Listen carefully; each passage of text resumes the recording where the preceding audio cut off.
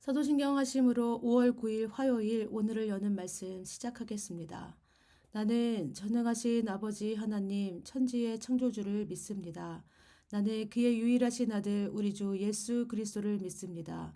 그는 성령으로 잉태되어 동정녀 마리아에게서 나시고 본디오 빌라도에게 고난을 받아 십자가에 못 박혀 죽으시고 장사된 지 사흘 만에 죽은 자 가운데서 다시 살아나셨으며 하늘에 오르시어 전능하신 아버지 하나님 우편에 앉아 계시다가 거기로부터 살아있는 자와 죽은 자를 심판하러 오십니다.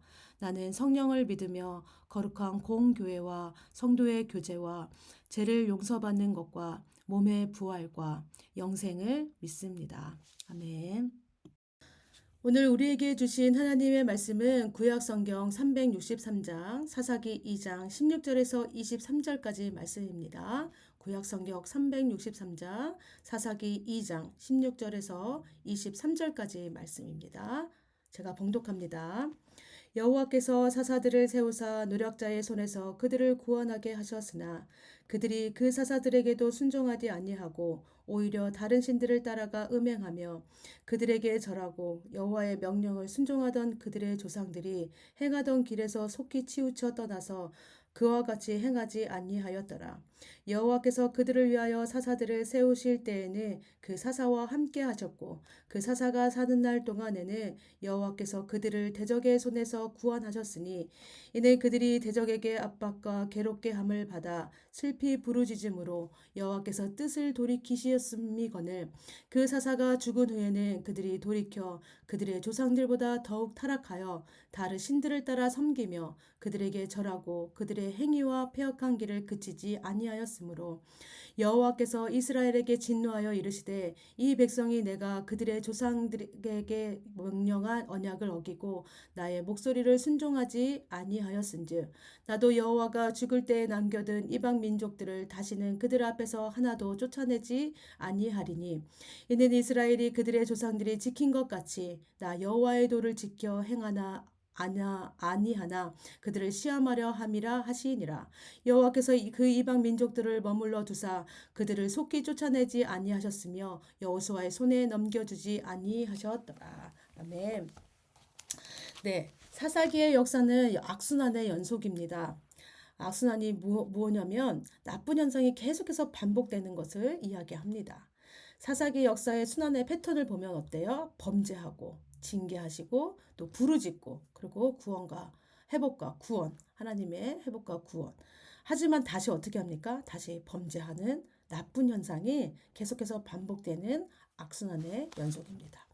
하나님께서 이스라엘 백성들이 가나안 땅에 들어가면 그 땅에 거민과 언약을 세우지 말고 제일 먼저 그 땅 주민들을 다 진멸하거나 쫓아내라고 말씀하셨습니다. 여호수아가 죽은 후에도 이스라엘 백성들은 처음 얼마간은 하나님의 명령대로 잘 순종했습니다. 특별히 갈렙의 영향을 받은 유다 지파는요, 가나안 사람들을 쫓아내고 진멸하라는 말씀에 순종하였습니다. 그런데 어떻게 해요? 이스라엘의 나머지 지파들은 하나님 말씀에 온전히 순종하지 않았습니다. 왜 그랬을까요? 예, 그들은 가나안 생활이 어느 정도 이렇게 살만하게 되고 하니까 편안하게 된 거예요.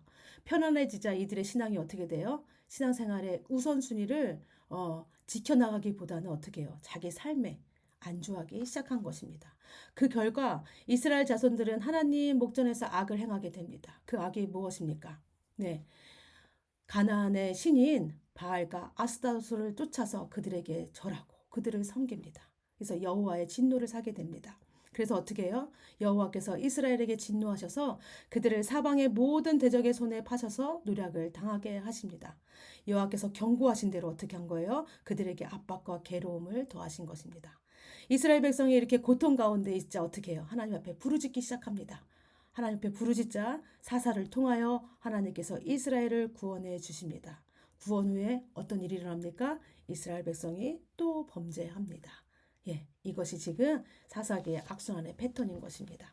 이 말씀은요, 사사기 2장 11절에서 17까지의 말씀이기도 합니다. 그러면 18절부터는요, 무슨 말씀을 해주시냐면 이런 사사기 역사를 조금 더 자세히 설명해 주십니다. 우리 18절 말씀 보겠습니다. 여호와께서 그들을 위하여 사사들을 세우실 때에는 그 사사와 함께 하셨고 그 사사가 사는 날 동안에는 여호와께서 그들을 대적의 손에서 구원하셨으니 이는 그들이 대적에게 압박과 괴롭게 함을 받아 슬피 부르짖음으로 여호와께서 뜻을 돌이키셨음이거늘. 네. 사사들을 통하여서 하나님께서 이스라엘 백성에게 징계를 계획하시지만 이 징계를 계획하셨음에도 불구하고 하나님께서 그 뜻을 돌이키셨다고 말씀하십니다. 왜 그러셨을까요? 네, 그 이유는 뭐냐면 이스라엘 백성이 슬피 부르짖었기 때문입니다. 여기서 슬피 부르짖다는 뜻은 뭐냐면 신음하다, 괴로워하다, 으르렁거리다라고 하는 것으로 대적의 압박과 괴롭게 함에 이스라엘이 얼마나 고통스러움을 당했는지 고통스러운지를 지금 보여주고 있는 것입니다. 이렇게 슬피 부르짖었다는 것은요, 이스라엘이 울며 회개 기도했다는 의미보다는요, 이 대적들에게 하도 두들겨 맞다 보니까 어떻게 했다는 거예요. 어쩔 수 없이 맨 마지막에 하나님을 찾은 것입니다. 그런데 하나님은요, 이들이 어떤 마음으로 주님을 찾든지 하나님을 찾는 이들의 신음소리, 고통소리를 외면하지 않으시고 하나님의 마음을 돌이켜서 하나님의 뜻을 돌이켜서 어떻게 하신 거예요? 구원의 길로 사사를 세우셔서 하나님께서 사사들과 함께 하시고 평안의 길, 구원의 길로 인도하셨다는 것입니다. 그럼 여기서 보여지는 하나님의 모습은 어떻습니까, 여러분? 하나님은요, 자기 백성의 신음소리를 외면하지 않으신다는 것입니다. 그 백성이 그 아파하는 소리에 하나님도 함께 아파하시면서 어떻게 하시는 거예요? 구원의 길로 인도해 주신다는 것입니다. 자기 백성을 품고 사랑하시는 하나님의 모습입니다. 그럼 이 모습은요, 사사시대, 이 사사기를 전체를 통해서 계속해서 나오는 모습이고요. 여기뿐만이 아니죠. 성경 전체에 나오는 하나님의 모습인 것입니다. 우린 계속해서 하나님 앞에 죄를 짓습니다. 그리고 하나님의 징계하십니다. 그리고 어떻게 우리는 하나님 잘못했어요 하고 나가면 어떻게 해요? 하나님께서 뜻을 돌이키셔서 우리를 하나님의 구원의 길로 인도하시는 그 하나님의 사랑이 성경 전체에 보여진다는 것입니다. 예, 그래서 하나님께 모세를 부르실 때 어떻게 하셨어요? 하나님께서 무엇을 보고 모세를 부르셨습니까? 출애굽기 3장 7절 말씀에 보면 이렇게 말씀합니다. 여호와께서 이르시되 내가 애굽에 있는 내 백성의 고통을 분명히 보고 그들의 감독자로 말미암아 부르짖음을 듣고 그 근심을 알고 하나님께서 이스라엘 백성을 구원하실 때 출애굽시키실 때 모세를 지도자로 세우실 때 보셨던 건 뭐냐면 이스라엘 백성의 고통이었고 부르짖음이었고 근심이고 아픔이었습니다. 네. 이렇게 하나님은 자기 백성의 신음소리, 부르짖음, 고통의 소리를 듣고 계신다는 것입니다. 그리고 그 백성을 위해 일하신다는 것입니다. 왜 그러면 하나님께서 이 신음소리, 이 부르짖음을 외면하지 못하시는 것일까요? 그것은요, 그 안에 무엇이 담겨 있기 때문입니까? 하나님의 백성이 하나님 도와주세요. 하나님만이 우리의 구원자 되십니다. 하나님만 바라보면서 도우심을 바라는 그 마음이 담겨져 있기 때문입니다.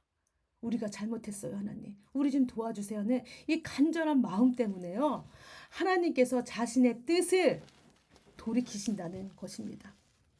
네. 이렇게 하나님께서요, 뜻을 돌이키신 이유가 무엇입니까? 네. 결국은 뭐예요? 하나님이 우리에게 이 마음, 하나님만 필요합니다. 하나님만이 우리의 도움 되십니다. 도와주세요 하는 이 말에 하나님께서 외면하지 못하신다는 것입니다. 하나님이 이런 분이십니다. 하나님을 찾고 구하는 자들에게 하나님께서는 일하시고 함께 하시고 능력으로 인도해 주신다는 것을 기억하시기 바랍니다. 그런데 그 뒤에 또 문제가 생깁니다. 우리 19절 말씀 볼까요? 그 사사가 죽은 후에는 그들이 돌이켜 그들의 조상들보다 더욱 타락하여 다른 신들을 따라 섬기며 그들에게 절하고 그들의 행위와 패역한 길을 그치지 아니하였으므로. 예, 사사를 통하여 구원을 얻은 이스라엘 백성인 어떻게 해요? 자신들의 이제 압박과 괴로움이 사라지자 돌이켜 조상들보다 더욱 타락합니다. 문제가 해결되고 신음의 원인이 제거되자 어떻게 해요? 개가 토한 것을 덜어먹고 돼지가 더러운 곳에 다시 들어간 같이 하나님께서 베푸신 은혜를 잃어버리고 다시 우상 숭배의 길로 돌아간다는 것입니다. 이러한 사사시대의 이스라엘을 보면 하나님의 은혜를 경험하는 것도 중요하지만 그 더 중요한 것이 무엇이냐면 구원 이후의 삶이라는 것입니다. 우리는 어때요, 여러분? 우리의 신음의 원인이 사라지고 고통의 원인이 사라지고 압박과 괴로움 이 원인이 사라지면 우리도 하나님을 잘 믿고 잘 따르고 신앙이 성장할 것 같고 하나님을 위해서 살 것 같지만 우리들의 모습도 어떻습니까? 네, 우리도 이 은혜를 쉽게 잃어버리며 산다는 것입니다. 그럼 여러분 우리는 왜 이렇게 하나님의 은혜를 이렇게 망각하면서 하나님이 은혜를 주실 때는 이게 너무 감사하고 좋은데 이걸 계속해서 기억해내지 못합니다. 계속해서 망각하며 살아갑니다. 예, 왜 그럴까요?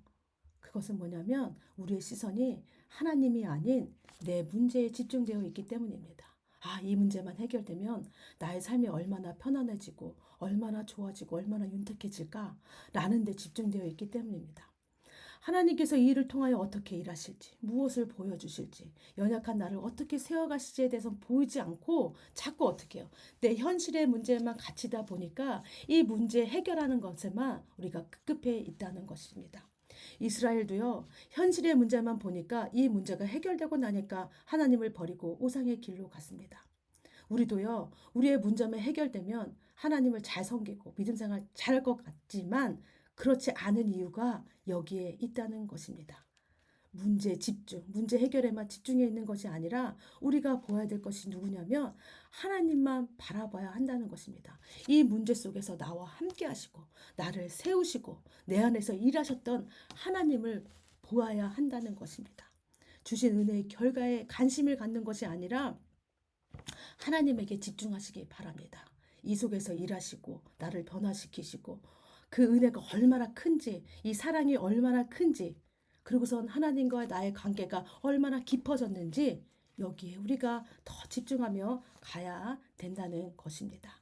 그래서 여러분, 우리가 은혜 받은 우리가 이 문제 속에 있을 때 우리가 더 집중해야 될 건 누구냐면 하나님이라는 것입니다. 하나님 한 분이라는 것입니다. 바라기는 이렇게 우리 성도님들이 주님만 바라보면서 이 믿음의 길을 따라가는 여러분들이 되기 바랍니다. 그래서 이렇게 하나님은요, 문제가 해결된 뒤에도 우리 안에 무엇인가를 남겨두었다고 이야기합니다. 우리 21절, 22절 말씀입니다. 나도 여호수아가 죽을 때에 남겨둔 이방 민족들을 다시는 그들 앞에서 하나도 쫓아내지 아니하리니 이는 이스라엘이 그들의 조상들이 지킨 것 같이 나 여호와의 도를 지켜 행하나 아니하나 그들을 시험하려 함이라 하시니라. 하나님은 이스라엘을 괴롭게 하는 이방 민족을 쫓아내지 않으십니다. 그의 가시로 남겨두십니다. 왜 그래요? 여호와의 도를 지켜 행하나 아니하나 그들을 시험하기 위함이랍니다. 여기서 시험이라는 것은 뭐냐면 어려움에 빠뜨리기 위한 시험이 아닙니다. 믿음의 검증을 위한 시련이라는 것입니다. 이 시련을 통하여 하나님은 자기 백성들이 하나님을 떠나지 않고 강한 믿음으로 하나님의 백성으로 살기 원하신다는 것입니다. 네. 예, 하나님께서 그렇다면 우리에게도요, 이렇게 어려움, 우리에게 가시가 있으시죠? 어려움이 있으시죠? 이 어려움을 주신 이유가 무엇일까요? 네, 뭐냐면 하나님의 도를 따르고 하나님을 떠나지 않고 강한 믿음으로 하나님의 백성으로 살기 원해서입니다. 그래서 여러분, 우리에게 주시는 시련, 어려움은요, 하나님의 저주가 아니라 무엇 하는 시간이냐면 믿음을 점검하며 나의 신앙이 성숙한 신앙의 길로 가는 성장의 시간임을 기억하시기 바랍니다. 그래서요, 이 시간 동안 우리가 해야 될 일은 뭐예요?